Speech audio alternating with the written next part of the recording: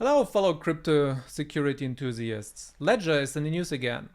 The company that brought you classics like the July 2020 data breach, wearing your hardware wallet around your neck, and monochrome NFT displays. Now, they got something new for us. Ledger Recover. Protect your seed phrase with Ledger Recover. Recover your keys using your identity. Coming soon. Soft launch exclusive for Nano S. Not even my cat likes it. Some people are going as far as destroying the Ledger devices over this news.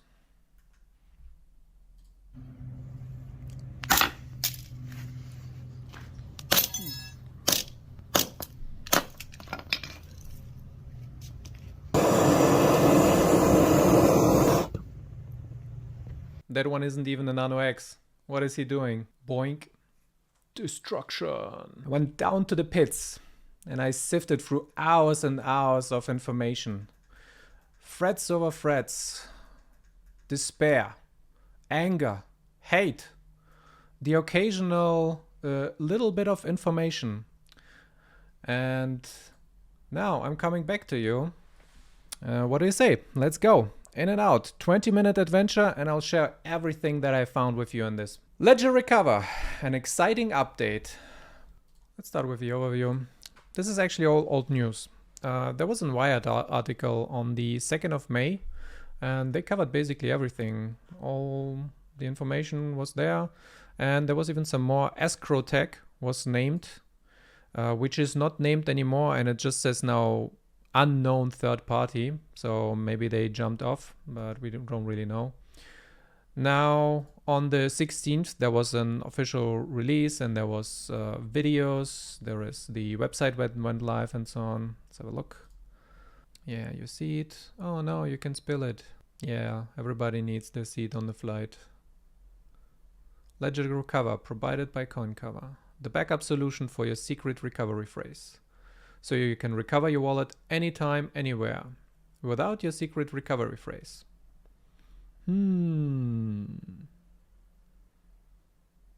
It's duplicated, encrypted, linked to your identity. I'm going to talk about that.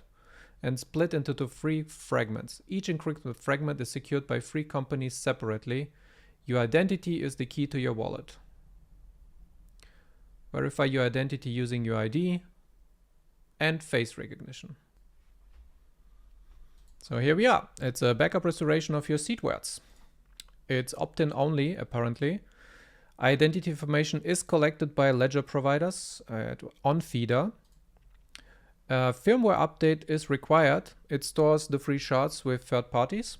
There is an encrypted transmission, and the service costs $9.99 per month.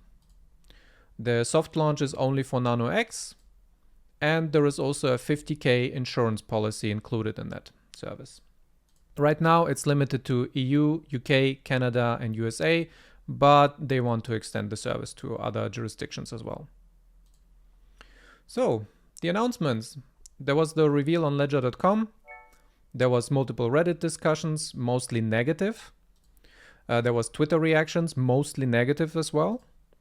There was a clarification Twitter thread from CTO Charles Guillemet after shit hit the fan. Then there was a clarification Twitter space. And there was a customer support live stream trying to douse the flames of anger of the mob. All the links will be in the description of the video if you want to follow up, read through all those tweets, Reddit posts and whatnot. Yeah, Ledger. Maybe I'm out of touch? No, it's the users that are wrong. So, and the reactions were mostly, I would say, crypto noobs were like, yeah, I like the service, seems good, progress. And then all the crypto veterans are like, no, I want self-custody. I don't want my seeds to leave the device ever. What the hell? So from all of that, we got lots and lots of memes. Ledger is not really a secure enclave. Never has been. Pay $9.99 a month with KYC to expose your mnemonic to a company which was breached in the past. Here lies Ledger, now the ultimate cold storage. 2014 until 2023. Keep. Seed. Offline. Keep seed offline. Upload the seed to the free corporate servers, of course. So what is the big problem? Hi, your private keys never leave the secure element chip, which has never been hacked. The secure element is a third-party certified and is the same technology as used in passport and credit cards. A firmware update cannot extract the private keys from the secure element. Or so everybody thought. But now this changed apparently because it can leave even if it's encrypted as shards. So everybody's up and about and cries, lies, deception. So LedgerSpot says, by using the Ledger Recover, your 24-word recovery phrase is still never leaving your device. The pre-BIP 39 seed is split into 3 encrypted fragments and then transmitted via secure backend to 3 trusted providers. This is completely optional and does not happen automatically. This must be approved by you physically on your device after signing up for Ledger Recover and going through an IDV process. So what they're actually saying is, it's not really the seed leaving the device, not as a text form, so it's not actually leaving it. But one of this 2-part tweet is getting taken out of context. To elaborate, code can be written to make it do whatever you want it to, but with Ledger firmware, there are layers of protection and governance in place to ensure that no attacker, even internal, has the ability to publish malicious firmware. Ledger's security design and threat model ensures that your private keys are handled with your security in mind. Technically, the signing of transactions happens in the secure element and the result is sent out after a button press. Yes. It's exactly the same as encrypting and sharding those 3 keys. This was always possible with all hardware wallets. There is like no difference between that. The discontent though from what I've seen in the threads is that it's the additional commands being introduced in the firmware update that facilitate the shard export. Though that's what people don't like. They don't want that additional attack surface even to be there. So we got those messages, the keys never leave your device, but then also on the other side, your keys are in Cloud City now, right? So people are confused about that. Let's have a look how this works under the hood. This is a video from a hackathon in 2018 and it explains how the ledger works. And when you take a computer and want to make a transaction, you create your transaction on the computer, it goes through USB to the STM32 and the STM32 then forwards it to the ST31. The ST31 then says, oh, a new transaction, I want to ask the user to confirm it. So it sends a display command to the STM32, which in turn displays it on the screen. And then you press the yes button. Again, it goes the same route to the ST31, which then internally signs the transaction, so the seed never leaves the device. And our signed transaction goes back through the STM, through USB to the computer. Yeah, and the same would happen with the encrypted shards. Yeah, shards leaving for cloud storage. That was always allowed, apparently. Let's go over the description of how it works by Ledger. Your identity is verified using your ID document and the selfie recording. Step 2, your Ledger Nano X duplicates your secret recovery phrase and encrypts the duplicate.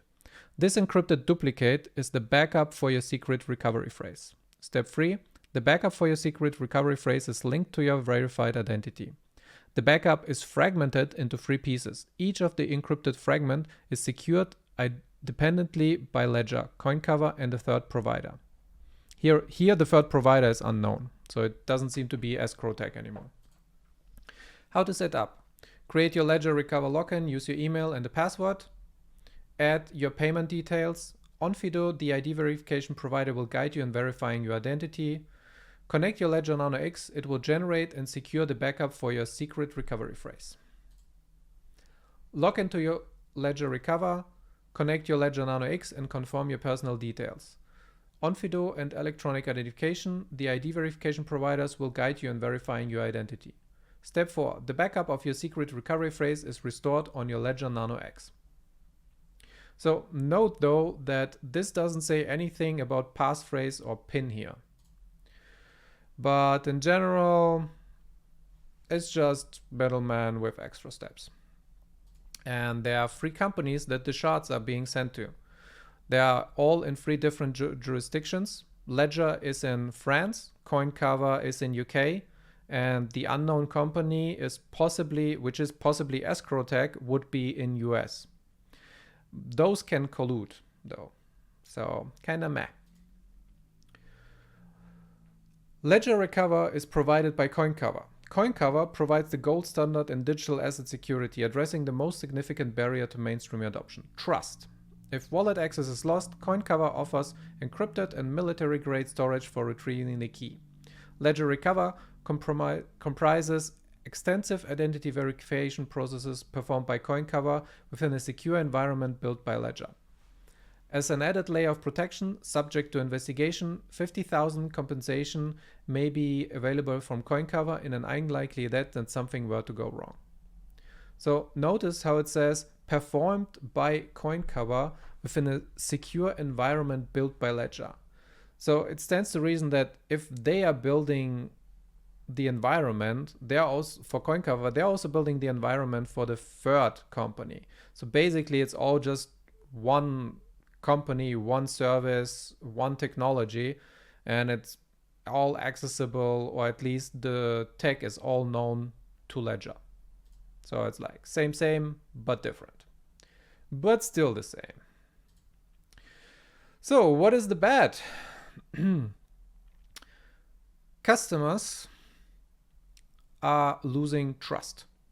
They thought that the seed phrases would never leave their device for any reason, and some people even thought that it would be impossible for them to leave it. But we know for a while that hasn't been true, because there were hacks. There was lots of videos of all kinds of different hardware devices being compromised with different malware and so on, and the keys left the device. So there is talks of class action suits because people feel deceived, they feel lied to, and so on. And this comes on top of all the database leak in 2020. So it's just disappointment after disappointment. Now there is a firmware-enabled backdoor, basically. And hackers might no longer require physical access to the device if they find somehow a workaround or get through the security measures. Someone somewhere finds some way to use this option to send the keys out. They might be able to do some real damage here. Customer support also didn't answer what happens if the government forces you to give them with 3 separate shards. It's just a giant honeypot for hackers, and it's increasing over time. With crypto going up and more people coming into the system, that means that the honeypot in those 3 companies is also ever increasing. So it could be millions in the beginning, and then billions, and then, I don't know, in 20 years, trillions. And then at some point, somebody will want that money, be it a hacker, the government, an employee, the company, whatever. It's still closed source, which is a big issue. Trezor, for example, is open source, so you can at least see what the code does specifically, but we have no idea how the security on the secure element chip is done, and if it's really doing what Ledger is saying. We just have to blindly trust Ledger on this one. There is loss of anonymity due to ID verification, so now if you use that service, they will know who you are and possibly how much money you have. Not your keys, not your coins.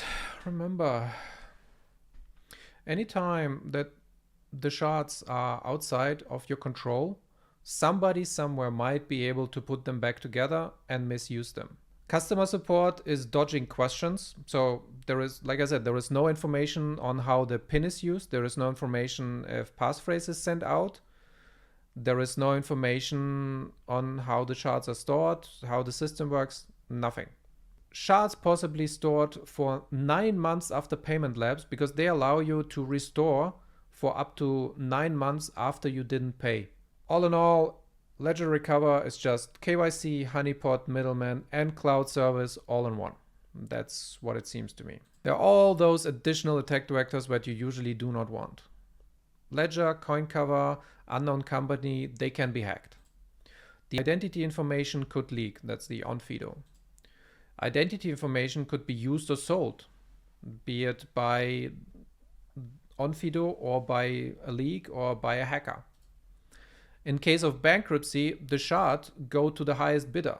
I doubt that anybody is gonna like securely get rid of all the HSMs. Government might force Ledger to restore 2 out of those free shards to get access to your crypto. Collusion between the 3 companies is possible. They just reassemble the seed and restore it to a Ledger device. Because if you can restore the seed to a completely new Ledger device and you only need your ID verification for that, so what stops Ledger and the other 2 companies from bringing those shards together and restore the seed by themselves, or for the government or whoever, for a hacker? Workers from the 3 companies could steal 2 out of 3 shards. The firmware could be hacked to force shard extraction, and then instead of sending the shards to the 3 companies, all of them might be just sent to one entity, which would be the hacker. The transmission of the shards could be intercepted. ID verification could be faked, especially now with the advent of AI. Somebody might find out that you're using the service and then just try to get access to it. I used to work in customer support where we did have ID verification for 2FA authentication removal. And what scammers used to do is they would just try again until they get one agent that just unlocked the account for you, that removed the 2FA. And some of those fakes were really good, where even I couldn't quite see them, and that was before AI. It all comes down to additional attack vectors. In the beginning, with just a basic USB connection, you need physical access to the device. With Bluetooth, which is in the Nano S, there is the potential threat that somebody might get access through the Bluetooth, so he doesn't need physical access anymore. Now with the cloud storage, it's just exponentially larger. And now you might ask yourself, but why? I'm thinking it's money. Ledger raised 575 million from investors for expansion. We have the data here. So in the June 2021 round, they gathered 380 million. And just recently in March 30, 2023, it's 109 million. I would think that those investors want a return on their money. The subscription model is very lucrative. Existing customers can become payers, and it's appealing for mass adoption. It's appealing for non-technical users used to traditional banking recovery practices. To be fair towards Ledger though, if the system is indeed as secure as it promises to be, and all the additional attack surface turns out to be a nothing burger, then this could indeed usher in a new giant wave of crypto adoption of the average man, and users can transition into self-custody over time from then on. But that's a big if.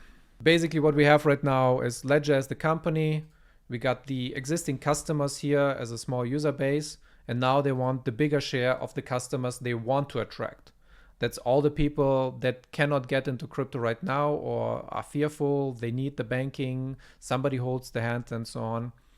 And it seems from the response that we see on Twitter and on Reddit and so on is that Ledger is alienating their existing customer base. They're actually communicating on social media with the customers they want to attract. There's multiple posts of people. I onboarded like 20 people to Ledger. I onboarded 40 here, 50 there, and I'm not gonna support Ledger anymore. Ledger might actually shoot themselves in the foot here with this. So, is there any hope for us old security, not your keys, not your coins, financial sovereignty, and no middleman folks here?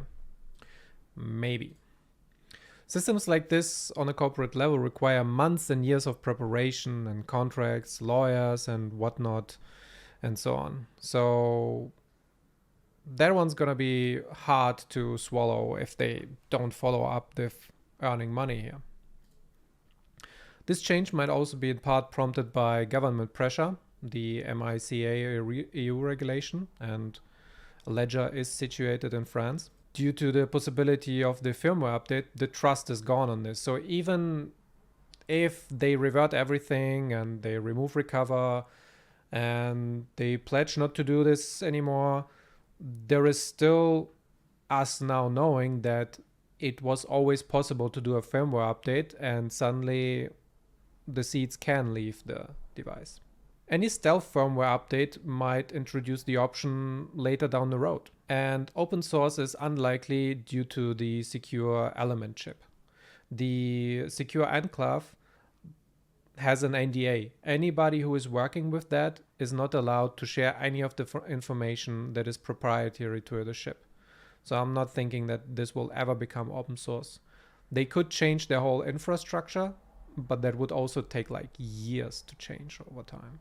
Short term, one solution could be the new product or limit of firmware to Nano X only. So do not put it on the Nano S Plus.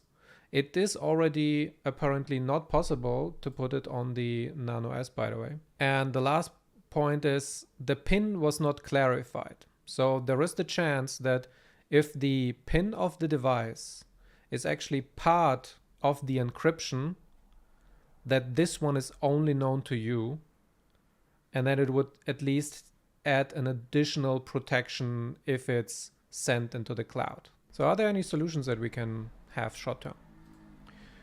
One is maybe the passphrase. Use a passphrase, because that one was not mentioned anywhere, doesn't seem to be sent away with the shards, doesn't seem to be encrypted in any way. And that one should only be known to you. So even if the shard and the seed words are compromised, you can still rely on a passphrase. Ideally, always use one that has at least 20 characters, numbers, letters, and so on. All the good jazz. Then there is always a competitor device. But this one is kinda so-so option, because there is just different suck, but there is suck. Like if, for example, the Trezor T, it only allows to generate a 12-word seed word. You have to get the Trezor 1 to generate the 24 seed word. Then you input that one into the Ledger T. And then you also have to make sure that you don't type in your passphrase into the keyboard, because that option only exists on the Trezor T, but it doesn't exist on the Trezor 1. Never update the firmware. You can continue using the firmware as it is right now. Some people on Twitter noted something about force updates, but that one I don't believe, because usually you have to confirm the update on the Ledger device with a button press. You can endure the suck and just don't opt in. Continue to trust into Ledger that they are not malicious and that nothing bad will happen, but that one is kinda eh. And the good thing is Ledger Nano S is not compatible.